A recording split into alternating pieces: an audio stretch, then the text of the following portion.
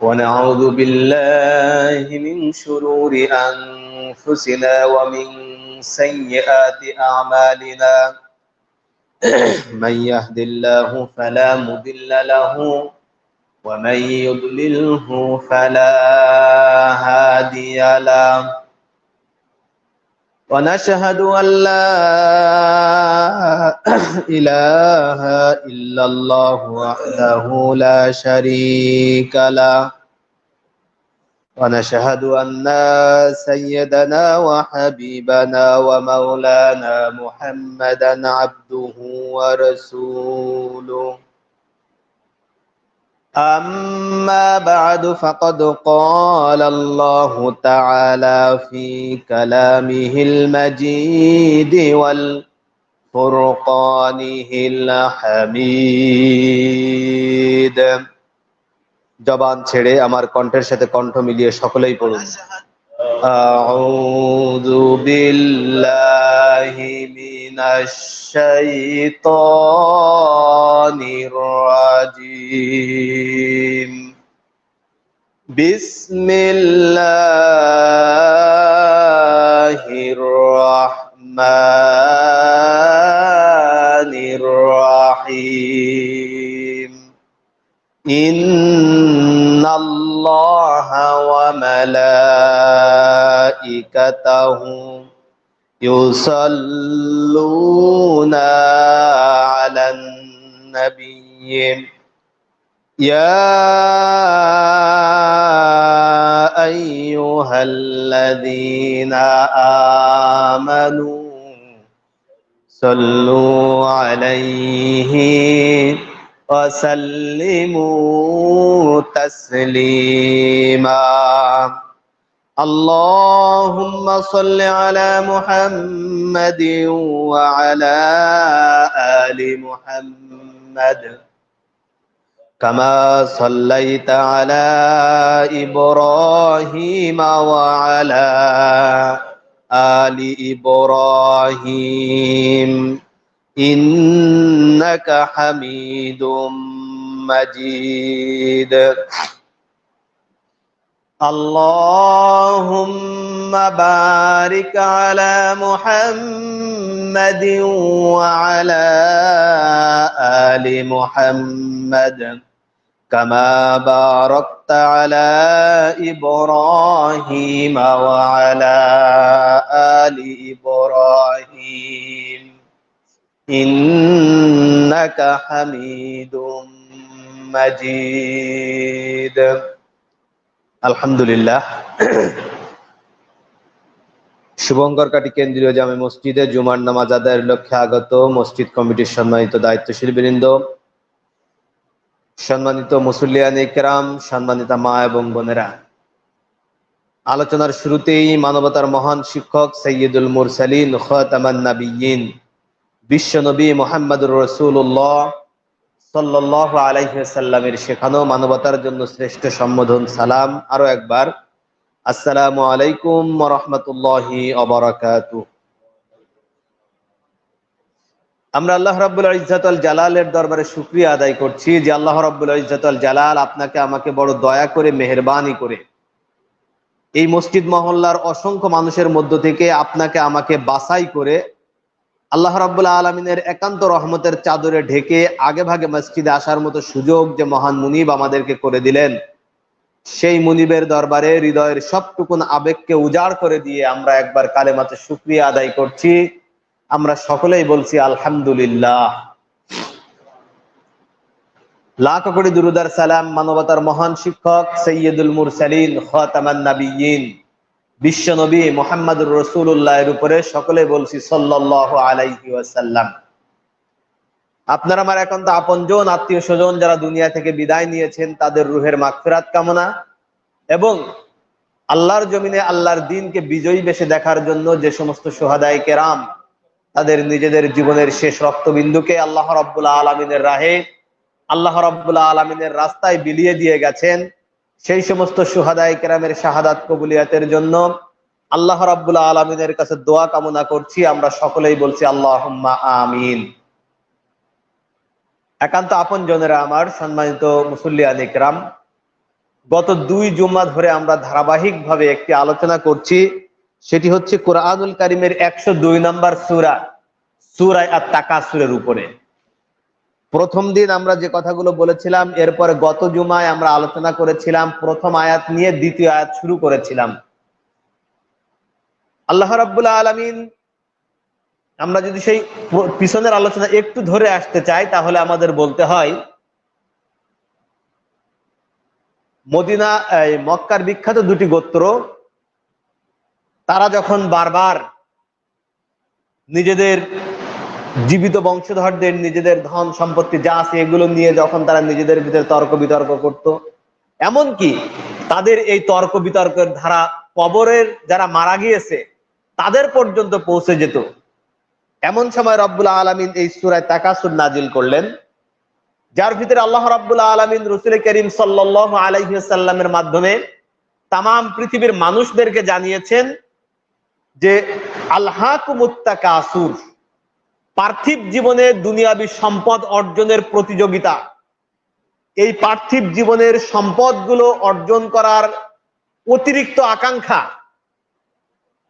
মানুষদেরকে এমন ভাবে আল্লাহ রাব্বুল আলামিনের দিন থেকে, আল্লাহর জীবন ব্যবস্থা থেকে গাফেল করে রেখেছে যে আল্লাহর অস্তিত্ব, আল্লাহ রাব্বুল আলামিনের আনুগত্য যেন দুনিয়ার মানুষ ভুলে যেতে বসেছে। আল্লাহ রাব্বুল আলামিন বলছেন, দুনিয়ার মানুষ তোমাদের এই অবস্থা কতদিন থাকবে? রব্বুল আলামিন সেই কথাটিও সূরা তাকাসুরের 2 নম্বর আয়াতে আমাদেরকে জানাচ্ছেন। আল্লাহ রাব্বুল আলামিন সূরা তাকাসুরের 2 নম্বর আয়াতে রাসূল করিম সাল্লাল্লাহু আলাইহি ওয়াসাল্লামের মাধ্যমে তামাম পৃথিবীর মানুষদেরকে জানাচ্ছেন, দুনিয়ার মানুষ, আলহাকুমুত তাকাসুর, এই দুনিয়ার জীবনে এই দুনিয়াবী সম্পদ পাওয়ার নেশা, এই দুনিয়াবী সম্পদ পাওয়ার অতিরিক্ত আকাঙ্ক্ষা, এই দুনিয়াবী সম্পদ পাওয়ার প্রতিযোগিতা তোমাদেরকে আল্লাহ রাব্বুল আলামিনের দিন থেকে এমন ভাবে গাফেল করে রেখেছে, আল্লাহ রাব্বুল আলামিনের সন্তুষ্টি অর্জন থেকে তোমাদেরকে এমন ভাবে গাফেল করে রেখেছে যে তোমরা রব্বুল আলামিনের আনুগত্য, রব্বুল আলামিনের বিধিবিধানগুলো সব যেন তোমরা ভুলে যেতে বসেছো। এবং এইটা তোমাদের জীবনে কতদিন পর্যন্ত চলবে? আল্লাহ রাব্বুল আলামিন সূরা তাকাসুরের 2 নম্বর আয়াতে বলছেন, হাত্তা যুরতুমুল মাকাবির, যতদিন পর্যন্ত না তোমরা কবরে যাচ্ছ, হাত্তা যুরতুমুল মাকাবির, ওই কবরে পৌঁছা পর্যন্ত তোমাদের এই গাফেল অবস্থা, এই আল্লাহ রাব্বুল আলামিনকে ভুলে থাকার অবস্থা চলতে থাকবে। এটা তোমাদের হাত্তা যুরতুমুল মাকাবির, যখন তোমরা কবরের ভিতরে পৌঁছে যাবে। এইটা মুফাসসিরিনে কেরামগণ, এই একটি আয়াতের 2 ধরনের তাফসীর পাওয়া যায়, আলোচনা পাওয়া যায়। 1 নাম্বার যে আলোচনা পাওয়া যায় সেটা হচ্ছে, এমন অসংখ্য মানুষ দেখা যাবে যে সমস্ত ব্যক্তিরা দুনিয়াবী জীবনে, আমরা এমন অনেক মানুষদেরকে দেখি যাদের এরকম বলেই যায় যে আমি মারা গেলে যেখানে কবর দিবি, কবরটারে একটু ঘেরা বেড়া দিয়ে, একটু পাকা করে, ওয়াল গেঁথে ভালোভাবে ওয়ালে টাইলস করে এইভাবে রাখিস, হয় কিনা এরকম। আবার অনেক সময় দেখা যায় যে মারা যাওয়ার পরেও আল্লাহর যে বান্দা দুনিয়া থেকে বিদায় নিয়েছেন, উনি কিছু বলে যান নাই, কিন্তু ওনার আওলাদ যারা দুনিয়ার বুকে থাকে, ওনার উত্তরসূরি যারা দুনিয়ার বুকে থাকে, ওই কবরটাকে এমন ভাবে সাজিয়ে রাখে, ওই কবরের উপরে এমন বিশাল অট্টালিকা মতো তৈরি করে রাখে, যেটাকে মনে হয় যে বিশাল একটা অট্টালিকা, বিশাল একটা বিল্ডিং এই কবরের উপরে দাঁড়িয়ে গিয়েছে। আছে না এরকম? আল্লাহ রাব্বুল আলামিন বলছেন, হাত্তা যুরতুমুল মাকাবির, দুনিয়ার জীবনে এই পাওয়ার প্রতিযোগিতা তোমাদেরকে, তোমরা যতদিন জীবিত ছিল ততদিন তোমরা যেরকম এটা প্রতিযোগিতা করেছো, আবার যখন মারা গিয়েছো, মারা যাওয়ার পরে তোমাদের কবরের উপরেও এমন বালাখানা, এমন বিল্ডিং, এমন স্মৃতিসৌধ তোমরা কবরের উপরে তৈরি করেছো যে এখানেও যেন তোমাদের একটা প্রতিযোগিতা তোমাদের ভিতরে রয়েছে। তাকিয়ে দেখুন, আজকের পৃথিবীতে যে সপ্তাশ্চর্য রয়েছে, 7টি আশ্চর্য জিনিস, সেই সপ্তাশ্চর্যের ভিতরে অন্যতম একটি হলো ভারতের তাজমহল, তাই কিনা? কিন্তু আসলে তাজমহল জিনিসটি কি? সম্রাট শাহজাহানের স্ত্রী মারা গেল, তার কবরকে কেন্দ্র করে ভালোবাসার নিদর্শন স্বরূপ কবরের উপরে বিশাল একটা স্মৃতিসৌধ তৈরি করা হলো। সেটাই আজ সমগ্র পৃথিবীতে সপ্তাশ্চর্য হিসেবে, 7টি আশ্চর্য জিনিসের ভিতরে একটি হিসেবে স্থান দেওয়া হলো। কিন্তু একজন মুসলমান হিসেবে সম্রাট শাহজাহান বলেন, পরবর্তীতে মুসলিম প্রজন্মের কাছে এইটা তো একটা কবরের উপরে এই স্মৃতিসৌধটি, এইটা কোনোভাবেই একজন মুসলিম জাতির জন্য এটা কোনোভাবেই গ্রহণযোগ্য কোনো বিষয় হতে পারে। রাসূল করিম সাল্লাল্লাহু আলাইহি ওয়াসাল্লাম হযরত আলী কাররামাল্লাহু ওয়াজহাহুকে আদেশ দিয়েছেন, আলী, যদি কোনো কবরের উপরে 1 হাত পরিমাণ উঁচু কোনো স্থাপনা দেখো, 1 হাত পরিমাণ উঁচু কোনো স্থাপনা কোনো কবরের উপরে দেখো, ওইটা গুড়িয়ে দাও। রাসূল করিম সাল্লাল্লাহু আলাইহি ওয়াসাল্লামের স্পষ্ট ঘোষণা। আর আজ আমরা আমাদের কবরগুলোর উপরে যে কবরগাহ রয়েছে, সেই এক একটা কবরের উপর যে বিশাল এক একটা বিল্ডিং, এক একটা বালাখানা তৈরি করে আমরা একটা স্মৃতিসৌধ তৈরি করে রেখে দিয়েছি। মুফাসসিরিনে কিরামগণ এই হাত্তা যুরতুমুল মাকাবির এর যে দুটি ব্যাখ্যা করেছেন, তার একটি হলো এই যে মানুষ তোমরা জীবিত থাকাকালীন এই দুনিয়াবী জীবনের সম্পদ উপার্জনের আকাঙ্ক্ষা, সম্পদ উপার্জনের লোভ, সম্পদ উপার্জনের প্রতিযোগিতা তোমাদেরকে যেমন গাফেল করে রেখেছে আল্লাহর স্মরণ থেকে, আবার মারা যাওয়ার পরেও তোমাদের আওলাদ, তোমাদের উত্তরসূরিরা এমন একটা জায়গায় তোমাদেরকে নিয়ে রাখবে যে এখানেও যেন তোমাদেরকে একটা প্রতিযোগিতার ভিতরে তোমরা এখানে লিপ্ত হয়ে রয়েছে। আর একটা দিক সম্মানিত হাজিরিন, আল্লাহ রাব্বুল আলামিন বলছেন হাত্তা যুরতুমুল মাকাবির, ও দুনিয়ার মানুষ। আমরা আগের আয়াতের সাথে যদি আয়াতটি মিলিয়ে নেই, আল্লাহ রাব্বুল আলামিন বলছেন আলহাকুমুত তাকাসুর, এই দুনিয়ার জীবনে অসংখ্য সম্পদ পাওয়ার আকাঙ্ক্ষা, অনেক সম্পদ তোমাদেরকে অর্জন করতে হবে, এই সম্পদ পাওয়ার লোভ, অনেক সম্পদ তোমাদেরকে অর্জন করতে হবে। এই সম্পদ পাওয়ার জন্য তোমার বাড়ির পাশের লোকের সাথে তোমার যে প্রতিযোগিতা, এই লোভ, এই আকাঙ্ক্ষা, এই প্রতিযোগিতা তোমাদেরকে আল্লাহ রাব্বুল আলামিনের স্মরণ থেকে গাফেল করে রেখে দিয়েছেন। আল্লাহ রাব্বুল আলামিনের আনুগত্য থেকে তোমাদেরকে গাফেল করে রেখে দিয়েছে। আল্লাহ রাব্বুল আলামিনের পাওয়া থেকে তোমাদেরকে গাফেল করে রেখে দিয়েছে। এইটা তোমাদের জন্য ততক্ষণ হবে যতক্ষণ পর্যন্ত না তোমরা হাত্তা যুরতুমুল মাকাবির, ওই কবরে যাওয়ার দ্বার প্রান্তে, কবরের প্রান্তে তোমরা যতদিন পৌঁছাবে না ততদিন চলতে থাকবে, তো চলতেই থাকবে। সম্মানিত হাজিরিন, কবরে একজন মানুষ যায় কখন? সে যখন কি হয়, মারা যায়। মারা যাওয়ার আগে জীবিত কাউকে তো কবরে রাখা হয় না, রাখা হয়? কিন্তু একজন মানুষ কখন মারা যাবে এর কোনো নিশ্চয়তা কি আপনার আমার এ দুনিয়ায় কারো কাছে আছে? কেউ বলতে পারে? কে কখন কি অবস্থায় মারা যাবে কোনো জানার সুযোগ কারণ নেই। আল্লাহ রাব্বুল আলামিন সূরাতুল আনআম 44 নম্বর আয়াতের ভিতরে আমাদেরকে সে কথাই যেন স্মরণ করিয়ে দিচ্ছেন, দুনিয়ার মানুষ فَلَمَّا نَسُوا مَا ذُكِّرُوا بِهِ فَتَحْنَا عَلَيْهِمْ أَبْوَابَ كُلِّ شَيْءٍ حَتَّى إِذَا فَرِحُوا بِمَا أُوتُوا أَخَذْنَاهُمْ بَعْثُنَا فَإِذَا هُمْ مُبْلِسُونَ। আল্লাহ রাব্বুল আলামিন তামাম দুনিয়ার মানুষদেরকে এই কথাটি স্মরণ করিয়ে দিচ্ছেন, দুনিয়ার মানুষ, আমি আল্লাহ রাব্বুল আলামিন তোমাদেরকে সতর্কবাণী দিচ্ছি। তোমরা জানো যে মুহূর্তে হয়তো তোমরা এই দুনিয়ার বুকে তোমাদের খেল তামাশা সহ সম্পদ উপার্জনের জন্য তোমরা বিভিন্ন ভাবে তোমাদের মতো করে তোমরা জীবন কাটাচ্ছ, অথবা কোন আনন্দ ঘন পরিবেশের ভিতরে তোমরা তোমাদের জীবন কাটাচ্ছ, এমন সময় হঠাৎ করে তোমাদের সামনে যদি এই মালাকাল মাউত এসে হাজির হয়ে যায়, মৃত্যুর সময় তোমাদের সামনে এসে উপস্থিত হয়ে যায়, সামান্যতম কথা বলার শক্তি তোমরা আর খুঁজে পাবে না। হয় কিনা এরকম? গতকালকে একটা ছবি দেখলাম ফেসবুকে, যারা বিভিন্ন জায়গায় এই যে হাড়ি পাতিল বা কাপড় চোপড় গ্রামে গ্রামে যে নিয়ে ঘুরে বেড়ায়, এদেরকে কি বলি আমরা? ফেরিওয়ালা। ফেরিওয়ালা বলি। একজন ফেরিওয়ালা হাড়ি পাতিল গুলো ফেরি করে গ্রামে বিক্রি করছে। হঠাৎ করে স্ট্রোক করে এমন ভাবে পড়েছে, তার পায়ের পাশে ওই যে পাতিলের তো দুই পাশে দুইটা থাকে, পায়ের দিকে একটা, মাথার দিকে একটা, মাথা আর যে বাঘটা গ্রাম বাংলায় আমাদের আঞ্চলিক ভাষায় আমরা যেটাকে বাঘ বলি, যেটা দুই পাশে বাঁধায়, এই বাঘটা তার বডির উপর দিয়ে কোনাকুনি এইভাবে পড়েছে, ওর নিচেও পড়ে গেছে, মানে ওখান থেকে এক চুল সরতেও পারেনি, যেখানে পড়েছে ওই অবস্থায় মারা গিয়েছে। আপনার জীবন তো এইটাই। হাত্তা যুরতুমুল মাকাবির, আল্লাহ বলছেন তোমাদেরকে কবরে যতক্ষণ পর্যন্ত তোমরা না যাওয়ার উপকৃত হবে, এই প্রতিযোগিতা, এই বিষয় তোমাদেরকে এখান থেকে ফিরে আসবে না, ফিরবা না। মৃত্যু একজন মানুষের কত কাছে। রাসূল করিম সাল্লাল্লাহু আলাইহি ওয়াসাল্লামকে জিজ্ঞাসা করা হলে আল্লাহর রাসূল সাল্লাল্লাহু আলাইহি ওয়াসাল্লাম বললেন, তোমাদের ঘাড়ের এই যে শাহরগটি আছে, এই রগের থেকেও খুবই নিকটবর্তী, খুব কাছেই তোমাদের মৃত্যু রয়েছে।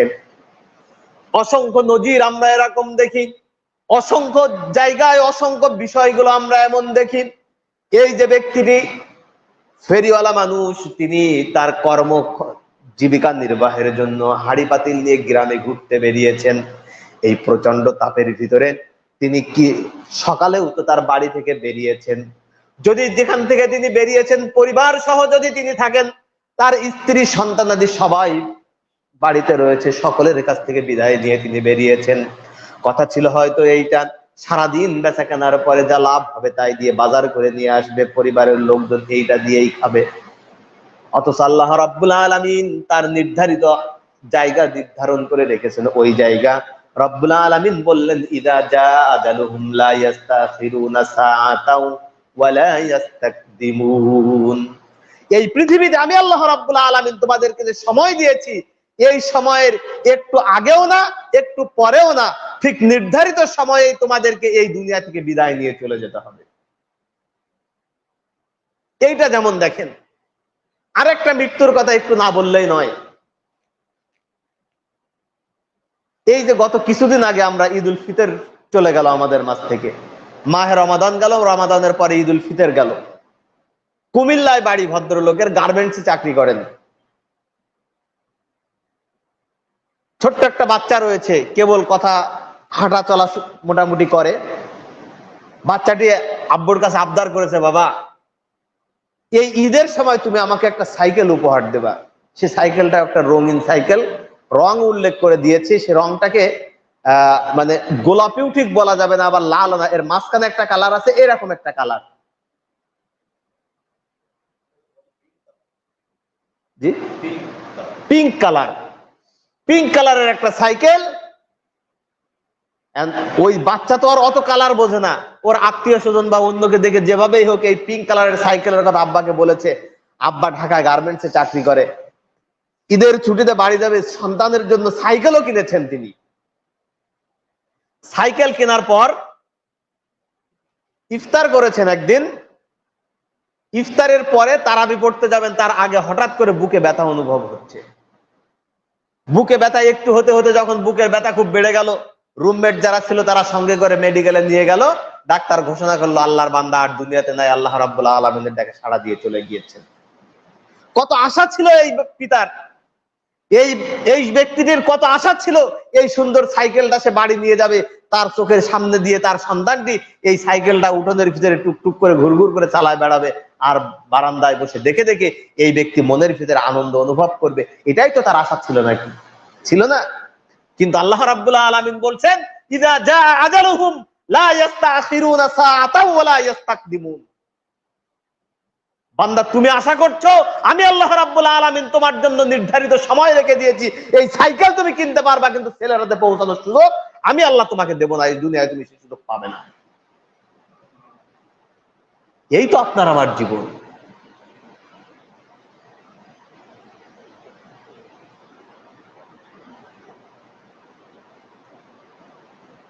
আপনি যদি শত চেষ্টা করেন এই মৃত্যু থেকে পালানোর, যত চেষ্টাই আপনি করেন না কেন, কোন সুযোগ কোন জায়গায় কোনোভাবে আপনার এই সুযোগ হবে। পৃথিবীর বিখ্যাত একজন গায়ক ছিলেন, নাম তার মাইকেল জ্যাকসন। মাইকেল জ্যাকসনের সাত জেগেছিল এই পৃথিবীতে যে যাই করুক না কেন সে 150 বছর বাঁচবে। কয় বছর? 150 বছর বাঁচবে। এই চিন্তা ভাবনায় মাইকেল জ্যাকসন তার শারীরিক সবকিছু দেখভাল করার জন্য 150 জন বিভিন্ন ক্যাটাগরির মানুষ তার নিজের জন্য নিয়োগ দিয়েছিল। ডাক্তার, ইঞ্জিনিয়ার, আনুষঙ্গিক সবকিছু, পরিবেশবিদ, সবকিছু মিলে, মানে যে আবহাওয়ার ভিতরে যেখানে থাকবে আবহাওয়াটা মানুষের জন্য উপকারী, যে খাদ্য খাবার সে খাবে কোনো ক্ষতিকর কিছু আছে কিনা, যে জায়গায় বাস করবে সেই ঘরের ভিতরে ক্ষতিকর কিছু আছে কিনা, সবকিছু দেখার জন্য 150 বছর, এই 150 ইয়ার্স তার যে টার্গেট, এই জন্য 150 মানুষকে সে নিয়োগ দিল। ভাগ্যের কি নির্মম পরিহাস, কোনো কিছু না করে এই পৃথিবীতে মানুষ 100 বছরের বেশি বাঁচে। মাইকেল জ্যাকসন 150 জন মানুষ এই তার জন্য নিয়োগ দিল। 150 3 ভাগের 1 ভাগ 50 বছরে আল্লাহ তারে বলল, আয় বান্দা আয়, আয় আমার কাছে। কোন সুযোগ হয়েছে?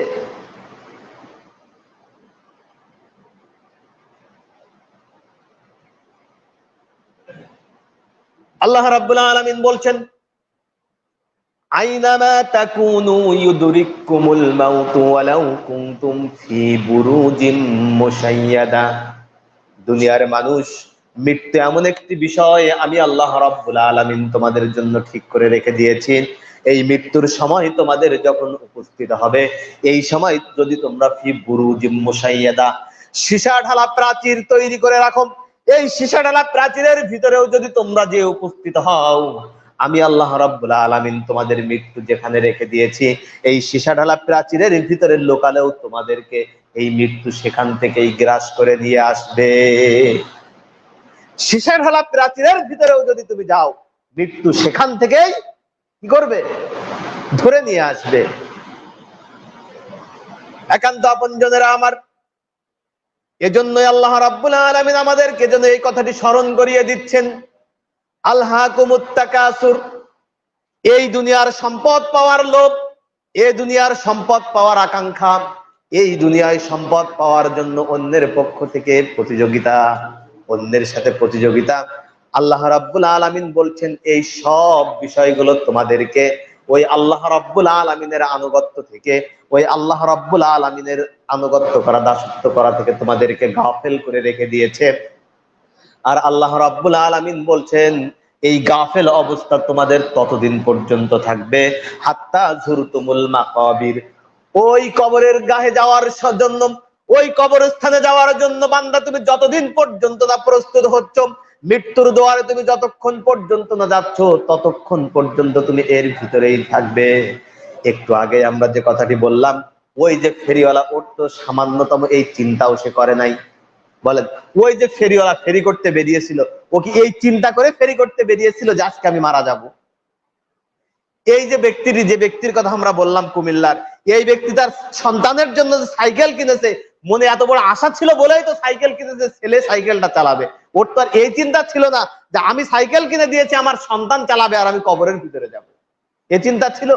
তার মানে মানুষ, আল্লাহর বক্তব্য, বাস্তবতা হলো এটা, আপনি আমি সব সময়ের জন্য এই পার্থিব সম্পদগুলো পাওয়ার জন্য এমন ভাবে আকৃষ্ট হয়ে আছি, মৃত্যু যে আমাদের কাছে আসবে এই কথাটাই আমরা যেন ভুলে গিয়েছি কিনা।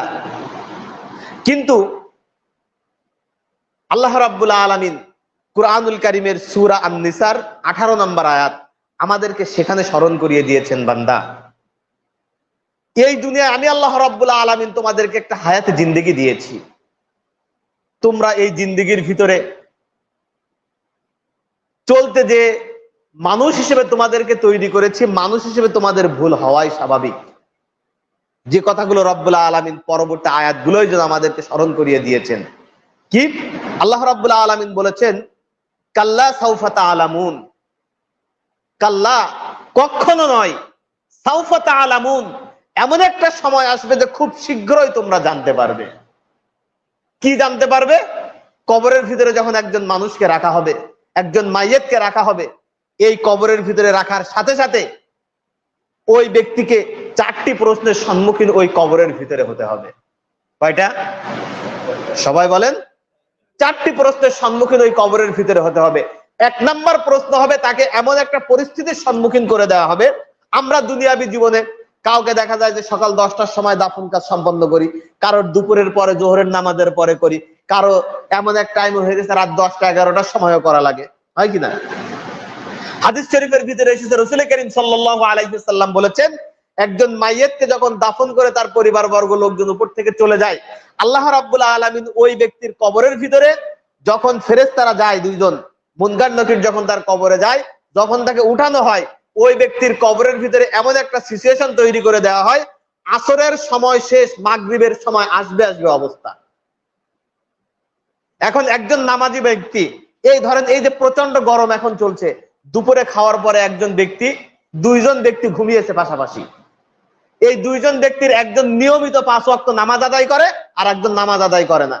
এখন ইরাদের দুপুরবেলা শুয়েছে, হঠাৎ করে বিদ্যুৎ চলে গিয়েছে, খুব প্রচন্ড গরম, ওই এদি এপাশ ওপাশ করতে করতে এখন তো ধরেন আসরের নামাজ মসজিদে কয়টায়? 5টায়, তাই তো? 4:30টার দিকে বিদ্যুৎ এসেছে বা 4:20-এর দিকে বিদ্যুৎ আসছে।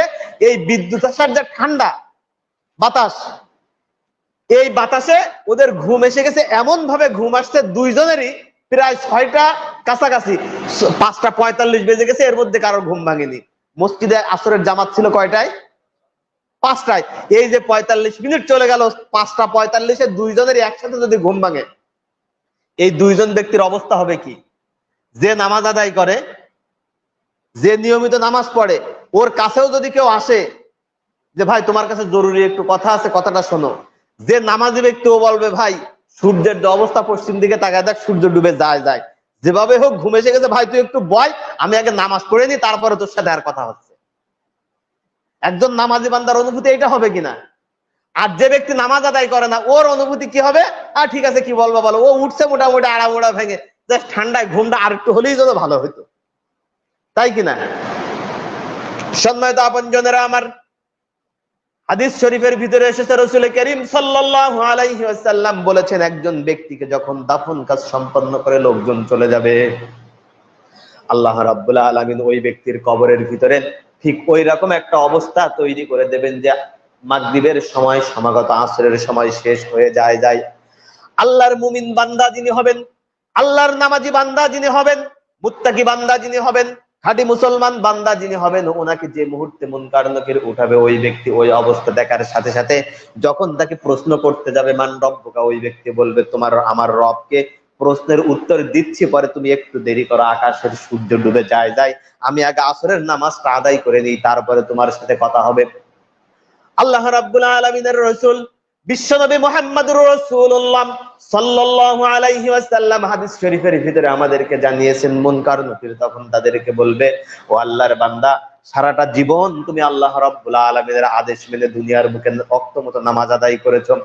আল্লাহর আদেশ মেনে রব্বুল আলামিন তোমাদেরকে যে কাজগুলো যেভাবে করতে বলেছেন, তুমি সেই কাজগুলো সেভাবে করেছো। আল্লাহ রাব্বুল আলামিন যে কাজগুলো তোমাদেরকে করতে নিষেধ করেছেন, সবগুলো থেকে তোমরা দূরে সরে থেকেছো। সারাটা জীবন তুমি তোমার নিজের স্বাধীনতাকে আল্লাহ রাব্বুল আলামিনের কাছে দিয়ে তুমি তোমার নিজের জীবনকে রব্বুল আলামিনের পথে পরিচালিত করেছো। ও বান্দা, আজকে আর তোমার নামাজ আদায়ের প্রয়োজন নাই। আমি যে কথাগুলো বলি, এই প্রশ্নগুলোর উত্তর বলো, আর তোমার কবরের সাথে জান্নাতের যে সুড়ঙ্গ করে দেওয়া হচ্ছে, এখানেই তুমি আরামের সাথে ঘুমিয়ে যাও। আর যে ব্যক্তি এই দুনিয়ার বুকে নামাজ আদায় করিনি, আল্লাহর দ্বীনের পথে চলিনি, এই ব্যক্তির অবস্থা কি হবে? ওকে উঠানো হবে, ওর তো আসলে সন্ধ্যা কি বিকাল কোন টাইম এর জ্ঞান তো ওর ওইভাবে আসবে না। যখন তাকে প্রশ্ন করা হবে মান রব্বুকা, তখন সে তার একটাই কথা থাকবে, হা হা লা আদ্রি, আমি তো কিচ্ছু জানি না। যখন তাকে প্রশ্ন করা হবে মান রব্বুকা ওমা দীনুকা, তোমার দিন কি, তার প্রশ্ন উত্তরই হবে হা হা লা আদ্রি, আমি কিচ্ছু জানি না। ওমান নাবিয়ুকা, তার উত্তরই হবে হা হা লা আদ্রি, আমি কিচ্ছু জানি না। সম্মানিত বন্ধুগণ, আল্লাহ রাব্বুল আলামিন বলছেন সাউফা তাআলামুন, অচিরেই তোমরা জানতে পারবে। কি জানতে পারবে? ছোট্ট একটা উদাহরণ দিই, লক্ষ্য করুন। আসলে ওই কবরের ভিতরে যে শ্রেণীর মানুষেরা বলবে যে আমরা কিচ্ছু জানি না, আসলে ওরা যে জানে না তা না, ওরা যে বিষয়টা জানে না তা না, জানলেও বলতে পারবে না। কেন বলতে পারবে না? ধরেন আমরা মাঝে মাঝে এই দুপুরে বা যে কোনো সময় আমাদের সন্তানদের কাছে টাকা দিয়ে বলি না যে বাবা বাজারে যাও, এই জিনিসগুলো একটু কিনে নিয়ে আসো, বলি কিনা? কথা বলেন, বলি তো। এখন ধরেন দুপুরবেলা আপনি আপনার ছেলের কাছে 9:30 10টার দিকে 500 টাকা দিয়েছেন ছেলের হাতে, বা 1000 টাকা দিয়েছেন ছেলের হাতে, বাড়ি মেহমান আসবে, বাজারে যাও, 1 কেজি গরুর গোশত নিবা, 1 কেজি মাছ নেবা, আনুষঙ্গিক এই জিনিসগুলো কিনবা, বাড়ি চলে আসবা। টাকা দিয়েছে ছেলের কাছে কত? 1000। ছেলে এই টাকাগুলো নিয়ে বাজারে গেল। বাজারে যে ধরেন শুভঙ্কর কাঠি থেকে বাজারে যাওয়া, কলারোয়া বাজারে উঠার মুখেই 2-3 বছরের আগেকার বন্ধু, যে কোনো কারণে 2-3 বছর তার সাথে দেখা সাক্ষাৎ নাই, হঠাৎ করে বাজারে ওঠার আগেই তার ছেলের সাথে দেখা হয়, বন্ধুর সাথে দেখা। বন্ধু দীর্ঘদিন পরে বন্ধুর সাথে দেখা। স্কুলের যে মাঠ, কলারোয়া যে বলফিল্ড ময়দান বলি আমরা যেটাকে, বলফিল্ড ময়দানের কর্নারে বসে 2 বন্ধু গল্প করা শুরু করেছে। বাড়ি থেকে যে আব্বা বলেছে বাড়িতে মেহমান আসবে, দুপুরে রান্না করতে হবে, এ কথা ছেলের আর মনে নাই। দুপুরে ওইখানে বসে বসে গল্প করতে করতে জোহরের আজান দিয়েছে, বাড়ির কথা ওর মনেই নাই। সেই 10টা থেকে নিয়ে দীর্ঘদিনের পুরাতন গল্পগুলো করতে করতে জোহরের আজান দিয়েছে, পেটে 2 জনের খিদে। কর্নারে যে হোটেলগুলো আছে ওইখানে যে বিরিয়ানি খাইতে বসছে 2 জন। মোটামুটি খাওয়া দাওয়া এদিক সেদিক বিভিন্ন ভাবে 1000 টাকা সব খরচ, সারাদিন বাড়িও আসা হয়নি। এই ছেলে বন্ধু বিদায় নিল বিকালে বা সন্ধ্যার দিকে, ছেলে এবার সন্ধ্যায় বা রাতের দিকে বাড়িতে আসছে। ধরেন এই টাকাগুলো দিয়ে সে দুপুরে খাবার খাওয়া, সিনেমা দেখা, আনুষঙ্গিক আরো সিগারেট খাওয়া বা বিভিন্ন ভাবে সেই টাকাগুলো খরচ করে ফেলেছে। এই টাকাগুলো খরচ করার পরে ছেলে যখন বাড়িতে আসলো সন্ধ্যার পরে, খুব রাগত স্বর, আব্বা রেগে আছে, মা রেগে আছে, সবাই রেগে আছে। তারপরেও নিজের সন্তান তো বাড়ি যখন আসছে, আব্বা ওর কাছে জিজ্ঞাসা করলো, তোরে আমি টাকা দিয়ে পাঠালাম বাজারে বাজার করে আনার জন্য, বাজার করে আনলি না, তুই ছিলি কই এতক্ষণ? তাই অমুক বন্ধু আসলে এতদিন পরে ওর সাথে বসে গল্প করতে করতে আর মনে নেই। আচ্ছা মনে নেই ভালো কথা, তোর কাছে টাকা দিলাম বাজার করে আনছি, তাহলে এবার টাকাটা দে। বাজার করিস নি ভালো কথা, বন্ধুর সাথে গল্প করতেছিলি, কিন্তু তোর কাছে যে আমি টাকা দিলাম 1000, টাকাটা আমার এবার ফেরত দে। এখন সে টাকা তো বিরিয়ানি খাইছে এইটুকু বলা যাচ্ছে, কিন্তু বন্ধুর পাইছে দীর্ঘদিন পরে সিগারেট, অন্যদিন একটা খালেও আজকে 5টা খাইছে 2 জন বসে, এ কথাকে আব্বার সামনে বলতে পারতেছে? বলা যাচ্ছে? আনুষঙ্গিক আরো যে খরচগুলো সে এই বিভিন্ন লাইনে করেছে, এই কথাগুলোকে আব্বার সামনে বলতে পারতেছে ওই ছেলে? কিন্তু ও কোন কোন পথে এই টাকাগুলো খরচ করেছে ও জানে না? সব জানে কিনা? কিয়ামতের ময়দানে যখন কবরের ভিতরে যে মুহূর্তে আপনার সামনে মুনকার নাকির আসবে, আপনি জানবেন সবকিছু এই দুনিয়ায় আপনি আপনার জীবনগুলো কিভাবে কাটিয়েছেন। কিন্তু আল্লাহ রাব্বুল আলামিন সূরা ইয়াসিনের ভিতরে ওই যে বলেছেন, ওইটা কিয়ামতের ময়দানের কথা বলেছেন, কিন্তু ওর বাস্তবায়ন যেন কবরের ভিতরে এখানে শুরু হবে। আল ইয়াউমা নাখতিমু আলা আফওয়াহিহিম ওয়া তুকাল্লিমুনা আইদিহিম ওয়া তাশহাদু আরজুলুহুম বিমা কানু ইয়াকসিবুন। আমি আল্লাহ এখন তোমার জবানকে বন্ধ করে দেব, তোমার হাত কথা বলবে, পা সাক্ষ্য দেবে। কবরের ভিতরে যেন অবস্থা এই, ও বান্দা সব জানে, ও সবকিছুই জানে যে আমি তো দুনিয়ায়, এখন আমাকে জিজ্ঞাসা করা হচ্ছে মান রব্বুক, আমার রবকে। আমি যদি বলি রব আল্লাহ, তো আল্লাহ তো আমাকে কাজ দিয়েছিল নামাজ আদায় করার জন্য, কিন্তু নামাজ তো আমি সেখানে আদায় করছিলাম। তাই যদি না করি তাহলে আমি এখন আল্লাহ আমার রব এ কথা বলবো কিভাবে? আল্লাহ আমাকে বলছিল 1 মাস সিয়াম সাধনা করার জন্য, আমি তো সিয়াম সাধনা করিনি, তাহলে এখন আমার দ্বীন ইসলাম এটা আমি বলবো কিভাবে? এ কথাই যেন রব্বুল আলামিন এখানে বলছেন, কাল্লা, কখনো না, অতীতের কাজগুলো তোমাদের জন্য সব ভুল হচ্ছে, সাউফা তাআলামুন, খুব শীঘ্রই বান্দা তোমরা জানতে পারবা কি হতে যাচ্ছে। সুম্মা কাল্লা সাউফা তাআলামুন, আল্লাহ রাব্বুল আলামিন বলছেন অতঃপর আবারও কখনো নয়, তোমরা অবশ্যই জানতে পারবে। এমন একটা জায়গায় আমি আল্লাহ রাব্বুল আলামিন তোমাদেরকে নেব, অবশ্যই অবশ্যই তোমাদের সব কিছু তোমরা দেখতে পাবে, জানতে পারবে। আচ্ছা সম্মানিত হাজিরিন, আমরা আপনাদেরকে আরেকটা কথা বলি, মুরব্বী মানুষ তো, ওনার কাছেই শুনি। আপনার আব্বার নাম, আপনার দাদার নাম, আপনার দাদার দাদার নাম, দাদার আব্বার নাম, দাদার আব্বার নাম বলতে পারবেন আপনি? আপনার দাদার আব্বার নাম, দাদার নাম জানেন? দাদার নাম জানেন? একান্ত আপনজনেরা আমার। এই কথাটা জিজ্ঞাসা করার উদ্দেশ্য হলো এটা আমাদের সকলের প্রায় স্বাভাবিক প্রক্রিয়া এইটাই। আপনার নাম, আপনার পিতার নাম, আপনার দাদার নাম, এই যে সম্পত্তির উপরে আব্বাস ভাই সহ তাদের যে ভাইয়েরা আছেন, এই সম্পত্তি তো আব্বাস ভাইদের থেকে এই সম্পত্তি শুরু না, শুরু তার আব্বা ছিল এই জমিতে, তার দাদা ছিল এই জমিতে, তার দাদার আব্বা ছিল এই জমিতে, দাদার দাদা ছিল এই জমিতে, সবাই তো এখানে ছিল পর্যায়ক্রমে, এরা না থেকে অন্যরা তো ছিল, ছিল কিনা? কিন্তু আপনার জানার বিষয় হচ্ছে, আপনি জানবেন হচ্ছে আপনার নিজেকে, আপনার পিতাকে, আপনার দাদাকে, সর্বোচ্চ দাদার বাবাকে, তার উপরে চেনেনি না, জানেনি না। আপনি তার সম্পদ ভোগ করছেন, এমনও হয়েছে তার বানানো ঘরে আপনি থাকছেন, কিন্তু কে বানিয়েছে তাকে আপনি জানেনই না, তার নামে জানেন আপনার। তাহলে এটা যদি আপনার আপনার নিজের আপনার অতীতে হয়ে থাকে, তাহলে আপনি যদি আজকে মারা যান, আপনার সন্তান, আপনার নাতি, তারপরে আর কেউ আপনাকে চিনবে? তাহলে তাই যদি আপনাকে না চিনে, কাদের জন্য আপনি এই দুনিয়ায় এত জুলুম, এত অত্যাচার, সুদ, ঘুষ, অন্যায়, রাহাজানি, খুন, খারাপি, এত কিছু করে এই যে সম্পদের পাহাড় গড়ে তুলছেন, আপনি কার জন্য করছেন আপনি এগুলো?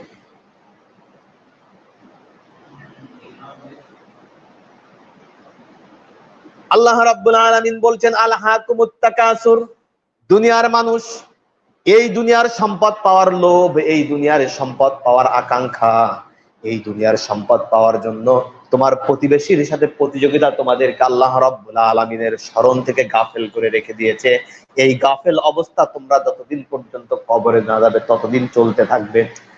আর এই কবরে যাওয়া পর্যন্ত যখন তোমাদের চলতে থাকবে, আল্লাহ রাব্বুল আলামিন বলছেন খুব শীঘ্রই বান্দা তোমরা জানতে পারবে যে কেন, কিভাবে তোমাদের জীবনের ভিতরে তোমরা এগুলো করলে, তোমরা কোন কাজগুলো ভালো করেছো আর কোন কাজগুলো খারাপ করেছো। এই সব কিছু আমি আল্লাহ রাব্বুল আলামিন বান্দা তোমাদেরকে দেখাবো।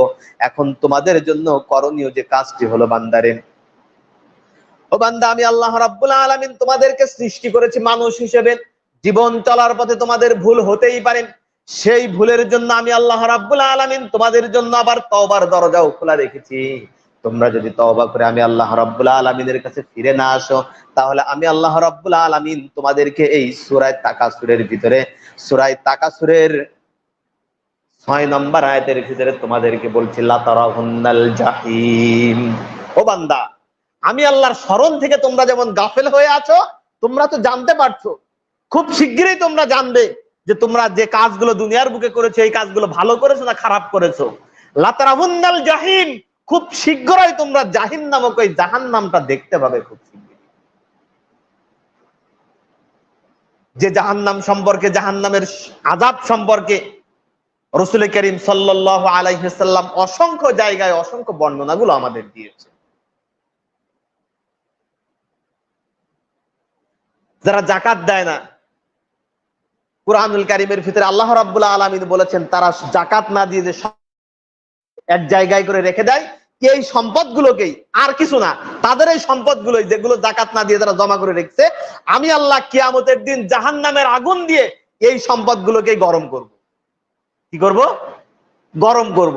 করে এই সম্পদগুলো, এই গরম সম্পদগুলো তাদের চেহারার উপরে, তাদের চামড়ার উপরে এই গরম সম্পদ দিয়ে সেক দিতে থাকবে। এখন আপনার ঘরের ভিতরে স্বর্ণ রয়েছে, আর স্বর্ণ যখন গরম করা হয় তাপটা কি কম থাকে না বেশি থাকে? এখন ধরেন আপনার ঘরের এই সোনা, আপনার ঘরের রূপায় যদি আল্লাহ জাহান্নামের আগুন দিয়ে গরম করে আপনার মুখে, আপনার পিঠে এই দিয়ে সেক দেয়, অবস্থা কি হবে সেদিন? লা তারাউন্নাল জাহিম, বান্দারে, আমি আল্লাহ রাব্বুল আলামিন এমন পরিস্থিতি নিয়ে আসবো, এই জাহিম নামক জাহান্নাম খুব শীঘ্রই তোমরা দেখতে পাবে।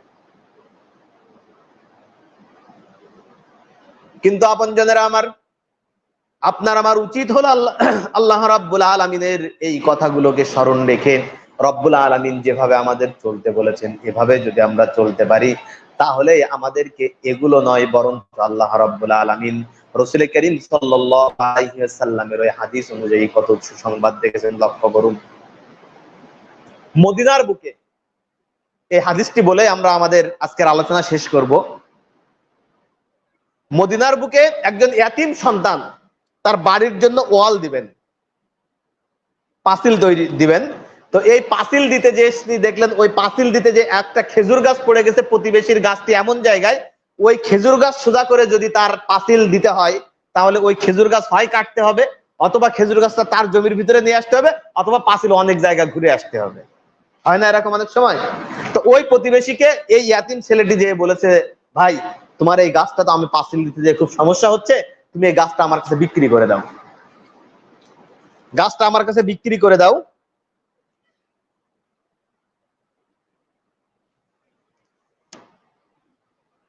ওই ব্যক্তি বলছে না, তোমার এই গাছ বিক্রি করা যাবে না। একবার দুইবার তিনবার বলার পরেও যখন ওই গাছ বিক্রি করতে চায় না, এই ইয়াতিম ছেলেটি রাসূল করিম সাল্লাল্লাহু আলাইহি ওয়াসাল্লামের দরবারে গিয়েছে। আল্লাহর রাসূলের দরবারে গিয়ে বললেন যে ইয়া রাসূলুল্লাহ, এই ব্যাপার সবকিছু বললেন। যার ওই গাছটি ছিল ওই ব্যক্তির নাম হলো আবু লুবাবা। রাসূল করিম সাল্লাল্লাহু আলাইহি ওয়াসাল্লাম আবু লুবাবাকে ডাকলেন, তাকে বললেন যে লুবাবা, তুমি এই গাছটা তাকে দিয়ে দাও। রাজি হলো না। আবু লুবাবাকে আল্লাহ রাসূল বললেন, তুমি তাহলে টাকার বিনিময়ে তার কাছে গাছটা বিক্রি করে দাও। আবু লুবাবা তাও তার কাছে রাজি হলো না। সর্বশেষ রাসূলুল্লাহ সাল্লাল্লাহু আলাইহি ওয়াসাল্লাম বললেন, আবু লুবাবা, এই গাছটা তুমি তার কাছে বিক্রি করে দাও, এর বিনিময়ে আমি আল্লাহ রাব্বুল আলামিনের কাছ থেকে তোমার জন্য জান্নাতে একটা খেজুর গাছের ব্যবস্থা করে দেব। আবু লুবাবা তাও রাজি হয় না। যখন রাজি হলো না, রাসূলুল্লাহ সাল্লাল্লাহু আলাইহি ওয়াসাল্লাম কিছু বলছেন না, কারণ আল্লাহ রাসূল চিন্তা করছে আর কি বলার আছে তাকে। দুনিয়ার একটা গাছের বিনিময়ে যাকে জান্নাতের একটা গাছের কথা বলা হচ্ছে, অথচ এই গাছ নিতেও সে রাজি হচ্ছে না, এখানে তার আর কিছু বলার আছে? আল্লাহ রাসূল কিছু বলছেন না। হঠাৎ করে ওই ভিতর থেকে আবু দাহদাহ নামক একজন সাহাবী, তিনি উঠে বলছেন, ইয়া রাসূলুল্লাহ, আমি যদি এই ব্যক্তির কাছ থেকে এই গাছটা কিনে নিয়ে তাকে দান করে দেই, আবু লুবাবার কাছ থেকে এই গাছটা কিনে নিয়ে ওই ইয়াতীমকে দান করে দেই, তাহলে আমি কি জান্নাতে একটা খেজুর গাছ পাবো? আকাঙ্ক্ষা দেখেছেন? রাসূলুল্লাহ সাল্লাল্লাহু আলাইহি ওয়াসাল্লাম বললেন, আবু দাহদা, তুমি যদি এটা করতে পারো তাহলে তুমি অবশ্যই পাবে।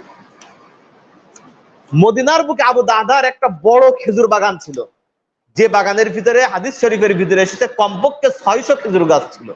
কয়টা? কমপক্ষে 600 খেজুর গাছ ছিল, এবং এর ভিতরে একটা বড় বাংলা মতো ছিল, যেখানে আবু দাহদা তার পরিবার নিয়ে বাস করতো। ওর ভিতরে আবু দাহদা রাদিয়াল্লাহু তাআলা আনহু আবু লুবাবাকে বললেন, আবু লুবাবা, তুমি এই একটা খেজুর গাছ আমার কাছে বিক্রি করে দাও, বিনিময়ে আমার ওই বাগানটা তুমি নিয়ে নাও। পার্থিব সম্পদের লোভে আবু লুবাবা কি বলেছে, কি হয়েছে, ওইটা এই শর্তেই রাজি হয়ে গিয়েছে। সম্পদ নিয়ে নিয়েছে, ওই বাগানটাই দিয়ে দিয়েছে সম্পূর্ণ। একটা খেজুর গাছ নিয়ে আবু দাহদা রাদিয়াল্লাহু তাআলা আনহু ওই এতিম সন্তানকে, এতিম ছেলেকে দান করে দিয়েছে। দিয়ে আল্লাহর রাসূলকে বললেন, ইয়া রাসূলুল্লাহ, আপনি আমার কাছে যে ওয়াদা করেছেন, আমি এই ওয়াদা অনুযায়ী জান্নাতে একটা খেজুর গাছ পাবো তো? আল্লাহর রাসূল সাল্লাল্লাহু আলাইহি ওয়াসাল্লাম হাদিস শরীফের ভিতরে এসেছে, রাবী বর্ণনা করেছেন, আল্লাহর রাসূল যে এই কথাটি কতবার বলেছেন আমরাও গুণে শেষ করতে পারিনি, যে আবু দাহদা, তুমি আল্লাহর সন্তুষ্টি অর্জন করার জন্য যে কাজটি করলে, আল্লাহ জান্নাতের ভিতরে তোমার জন্য একটা খেজুর গাছ নয়, তোমার ওইরকম বাগানের মতো কতটা বাগান রব্বুল আলামিন দিবেন, এটা আল্লাহ রাব্বুল আলামিন ভালো জানেন। বাড়িতে চলে গিয়েছেন, তার যে সম্পদ ছিল ওখানে যে স্ত্রীকে ডাক দিয়ে বললেন, আমাদের সন্তানদেরকে নিয়ে বেরিয়ে এসো, এই বাগানে আমাদের আর থাকার কোনো অধিকার নাই, এই বাগান আমরা বিক্রি করে দিয়েছি। কার কাছে বিক্রি করেছেন? আবু লুবাবার কাছে। কিসের বিনিময়ে? আল্লাহর রাসূলের কথা অনুযায়ী জান্নাতে গাছ পাবো, খেজুর গাছ, সেই বিনিময়ে। একান্ত আপনজনেরা আমার, এই আহ্বানগুলো, এই কথাগুলোই আলহাকুমুত তাকাসুর, আল্লাহ রাব্বুল আলামিন যে বললেন, দুনিয়ার মানুষ, তোমরা পার্থিব জীবনের সম্পদ পাওয়ার জন্য আল্লাহর কাছে, আল্লাহর বিধান থেকে বিমুখ হয়ে আছো, অথচ সাহাবায়ে কেরাম আমাদের সামনে এই দৃষ্টান্তগুলো দেখিয়ে দিয়ে গিয়েছে। এই জন্য আসুন, সূরা তাকাসুর থেকে আমরা যে শিক্ষাগুলো, যে বিষয়গুলো দেখলাম, শুধুমাত্র দুনিয়ার সম্পদের দিকে আমরা যেন ভুলে না যাই। আল্লাহ রাব্বুল আলামিনের দেখানো পথ অনুযায়ী আমরা এই দুনিয়ার চালিয়ে আমরা আমাদের নিজেদের